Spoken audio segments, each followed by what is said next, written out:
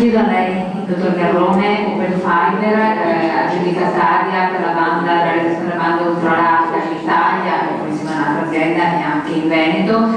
Ci sono 200 milioni, se non erro, sono stati stanziati, poi ci sono anche di più, 80.000 euro, tra l'altro con dei fondi strutturali, 3 milioni, anzi di fondi strutturali, sono una cifra importante.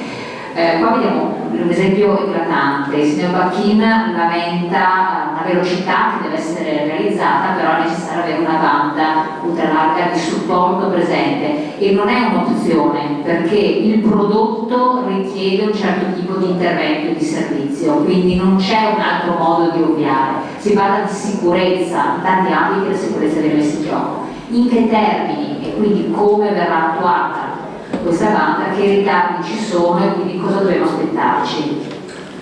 Dunque, i ritardi ci sono stati sicuramente, sono importanti. Sulla banda ultralarga in realtà siamo stati indietro non solo sulla banda ultralarga ma sulla banda larga, che sono due cose diverse, quindi mi tocca fare un po' di storia per contestualizzare. L'Italia ha avuto una privatizzazione della rete di telecomunicazioni che sostanzialmente sappiamo tutti è stata una privatizzazione che ha passato un bene pubblico in mani private, finanziando questa acquisizione a debito. Con questo debito sostanzialmente il soggetto acquisitore non ha avuto più, diciamo, la forza finanziaria per fare investimenti e sviluppo, ma soprattutto non ha avuto una competizione infrastrutturale come in altri paesi c'è stata. Cioè andiamo nel nord Europa, la TV via cavo è diventato un vettore di internet e di internet a banda larga e gli operatori telefonici hanno dovuto muoversi. Fatto questo percorso, l'Europa ci impone dei target per rispettare la cosiddetta agenda digitale europea che dicono che al 2020 tutti i cittadini europei devono avere almeno 30 megabit al secondo disponibili. 30 megabit è un numero relativamente insignificante, nel senso che è legato a una certa tecnologia che si chiama VDSL, che è l'evoluzione della DSL e che si raggiunge quando la fibra esce dalle centrali, arriva ai cavi stradali e da lì si usa ancora il doppino di rame per arrivare a casa. La vera soluzione finale è il cosiddetto Fiber to the Home. Si chiede, sempre dall'agenda digitale europea per il 2020, di dare almeno 100 megabit al 50% della popolazione. Diciamo che l'agenda va avanti, punta già al 2025 per diventare l'Europa una gigabit society. La gigabit society, lo dice la parola, vuol dire che a casa di ciascuno ci deve essere almeno un gigabit. E uno poi dice che ci faccio questo gigabit, qualche anno fa qualcuno diceva, dice dobbiamo dire che te origine, no? Dall'Australia a qua. Oggi sappiamo, perché l'abbiamo sentito dire nell'ultima intervista, che senza banda larga certe prestazioni di innovazione digitale, ma non è più l'innovazione, è la produzione digitale, sono handicappate.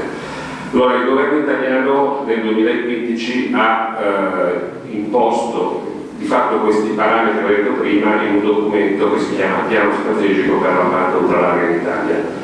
Ovviamente in certe zone il mercato è attivo. Io personalmente sono ingegnere delle telecomunicazioni da 30 anni, ho fatto parte della fondazione di Fastweb e Metro a Milano. Milano è la città più parlata d'Europa con 800.000 case connesse e il gigabit tutti possono averlo, addirittura un milanese se si muove chiede se ha la banda larga effettivamente a casa piuttosto che andare fuori.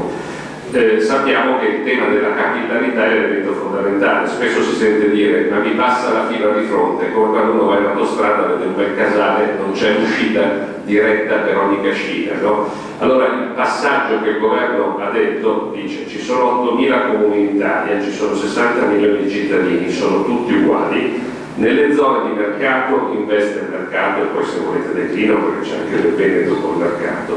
Ci sono 7.000 comuni in digital divide profondo o profondissimo. Allora sentiamo tutti gli operatori di mercato e vediamo se ci sono dei piani su questi comuni per fare degli sviluppi a banda ultralarga. Dove non ci sono intervengo io con i fondi europei e con i fondi regionali. L'operazione importante è stata che rispetto a quello che è successo nei primi anni 2000, dove ciascuno cercava di farsi la cosa da solo, cioè il valore aggiunto delle reti non è in un acquedotto, prendo l'acquedotto, l'acqua e la porto nelle case. Il valore di una rete internet è nella quantità di clienti che si affacciano su questa rete e scambiano informazioni, tra l'altro non da un punto centrale verso la periferia, ma dalla periferia con la periferia, cioè end-to-end l'approccio.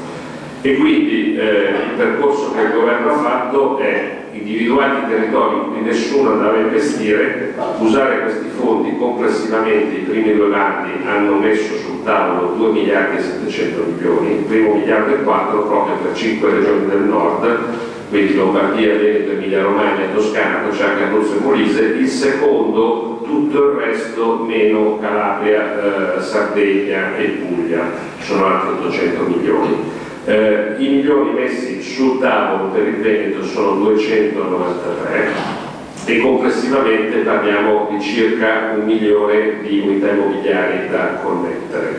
Una regione che fa circa 5 milioni, si parla normalmente di 2,5-3 persone per unità immobiliare connessa. Le unità immobiliari complessive del Veneto, incluse le zone di mercato, diventano 1,7 milioni circa.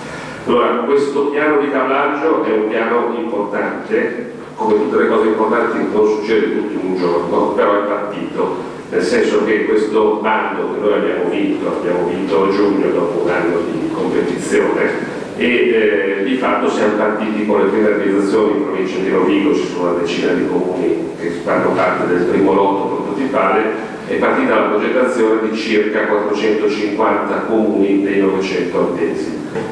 Riteniamo che in 3 anni questo sviluppo è fattibile. Questo sviluppo cerca anche, come dice il nuovo codice di comunicazioni elettroniche, di fare riuso delle infrastrutture esistenti, cioè non interessa per la digitalizzazione fare lavori civili, conoscono la prima priorità, cioè buchi e tubi. Se esistono buchi e tubi vanno riusati. Tipicamente in certi comuni è il riuso dell'illuminazione pubblica che è fatta su cavidotti su cui sottotubando si può andare a infilare della fibra ottica. Noi ci fermiamo qua, siamo un operatore infrastrutturale che fa un servizio all'ingrosso e quindi questa rete è a disposizione di tutti, perché uno dei grandi vincoli è stato, essendoci un solo soggetto con in mano la rete, faceva sviluppi dove interessavano o dove non gli interessavano non li faceva, ma soprattutto non dava pari opportunità ad altri operatori di mercato, sia nazionali che locali.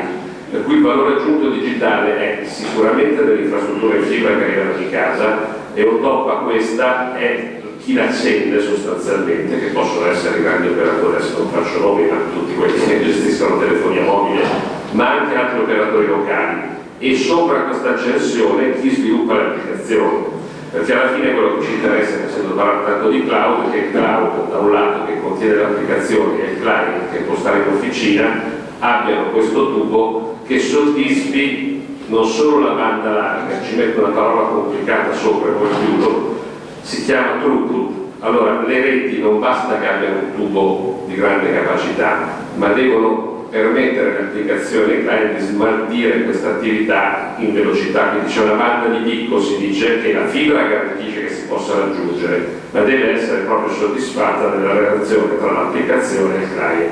Ma non le sembra che 3 anni siano veramente tanti? Qui stiamo parlando di una lotta contro il tempo e quel 65% di percentuale che non vede attrattivo o ha paura della digitalizzazione può essere disincentivato. Cioè 3 anni vuol dire un ritardo nella competitività delle nostre aziende che in termini di fatturato è tutto da valutare.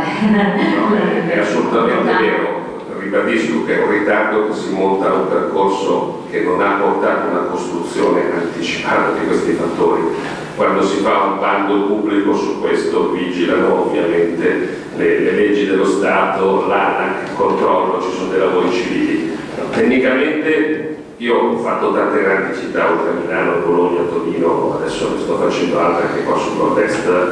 Lo sviluppo ha a che fare con dei cantieri che stanno sul territorio, che hanno delle fasi di struttura del cantiere. Sicuramente la cosa importante è una collaborazione pubblico-privato, no? Noi non siamo qualcuno che viene, spolpa e se ne va. Noi possiamo fare queste cose se c'è un fattore abilitante pubblico che capisce che c'è una domanda che ha questa urgenza. Da questo, per esempio, una volta che i progetti sono fatti, l'erogazione dei permessi di scavo è un elemento importante. Poi ribadisco, non ci interessa scavare. Se metto tutte queste fasi in serie, non è che non ci saranno dei comuni cablati l'anno prossimo, e dico cablato nel 2018 è fra 6 mesi. Però poi sopra questo, per avere il servizio, vi ricordo, c'è da fare l'accensione della fibra e istanziare delle applicazioni. È difficile trovare un parallelismo così spinto per accorciare tutti questi tempi, questo è il punto. L'industria delle imprese di costruzione della rete oggi sconta una crisi che non dà il numero delle reti giusti. Per contestualizzare, Gigabit Society è una cosa che risponde in parte a quello che abbiamo già sentito dire da tanti, ma sono degli esempi, nel senso parlano di droni, di auto che si guidano senza appunto autista, di cloud, di agricoltura di precisione, di salute, di realtà virtuale.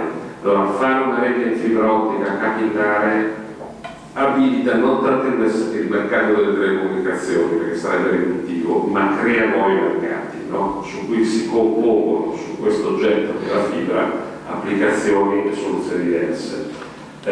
Chiaramente queste cose ci sono già, in ritardo avevo parlato del piano, si è detto in un certo punto che si ipotizza che un incremento del più 10% della banda larga sul territorio porta incrementi significativi in termini di punti di PIL, sono esercizi di accademia, che siamo noi, ecco, questo è un utile confronto, no? Noi siamo abituati a vedere arrivare un doppino telefonico in casa nostra, su questo doppino telefonico purtroppo, perché è elettrico, ci sono interferenze, obsoleto, ma soprattutto in termini di banda ne può fare relativamente poca. Si è provato a ovviare, io non sono contro questo, però sono stato 3 anni e mezzo in Svizzera, in Swisscom, perché avevo comprato una mia azienda, queste cose le abbiamo fatte 10 anni fa.